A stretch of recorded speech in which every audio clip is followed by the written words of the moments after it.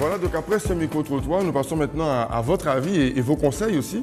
Je sais que Loïc, par exemple, qui nous vient directement de Paris, a quelque chose à rajouter sur l'importance de l'objectif professionnel et l'influence de l'entourage dans la réussite à l'examen. Oui, sur le fait que, personnellement, l'objectif professionnel n'empêche pas la réussite aux examens. Mon cas est que j'ai eu mon BTS, mon bac et mon BEP, alors que je n'avais pas d'objectif professionnel. Je n'ai pas encore choisi mon métier que je vais effectuer dans 2 ans ou dans 3 ans. Donc, voilà.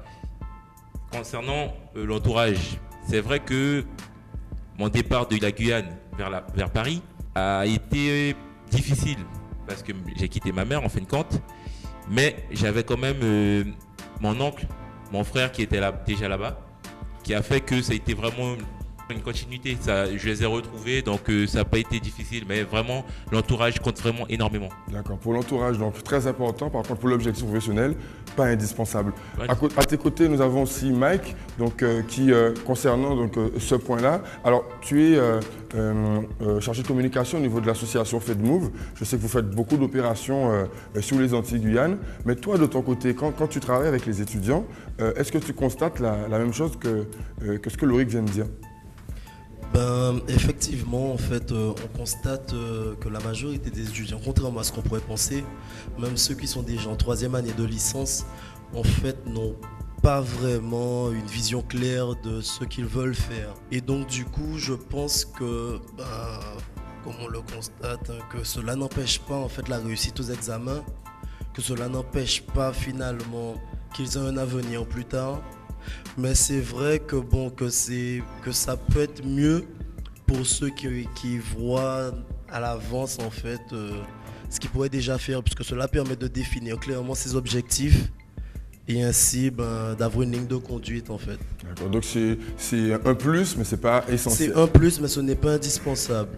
Sinon concernant l'environnement, c'est vrai que quel que soit l'âge, même si c'est vrai on est en licence, on est majeur, on est grand, c'est vrai que la famille reste un entourage, en fait, je dirais quasi indispensable, c'est vrai. Puisque beaucoup d'étudiants, notamment ceux qui doivent partir à l'étranger, souffrent du fait justement de l'éloignement familial. Puisque c'est vrai que c'est quand même important d'avoir la famille là pour pouvoir cadrer, pas pouvoir diriger, mais pour pouvoir avoir un conseil, des conseils avisés de personnes plus matures, qui ont plus d'expérience dans la vie et puis voilà. Après, beaucoup d'étudiants doivent composer avec, mais je pense qu'au final, qu'ils finissent tous par trouver, pour la majorité du moins, leur voie, on dira. Justement, sur cette partie et ces deux thèmes, celui de l'objectif professionnel et celui d'autre part de l'entourage, l'importance de l'entourage, je vous propose qu'on regarde maintenant parmi les vidéos que nous avons sur notre portail internet, une qui parle justement de ce point. Donc je vous laisse découvrir ces petites précisions dans le cadre de ce programme Culture Campus. À quelques jours du démarrage des examens, considérer le travail en groupe, mais aussi le regard des autres est une action ou quelque chose qui peut être très important. Il est important aussi de considérer les objectifs d'un travail en groupe. On cherchera d'abord à solutionner des problèmes et pour ce faire, on essaiera de mettre en commun à la fois les compétences des uns et des autres, mais aussi les efforts des uns et des autres, puisqu'il est absolument nécessaire que tout le monde participe. Alors, il y a quand même quelques clés pour pouvoir réussir un travail en groupe. Il faut gérer le temps.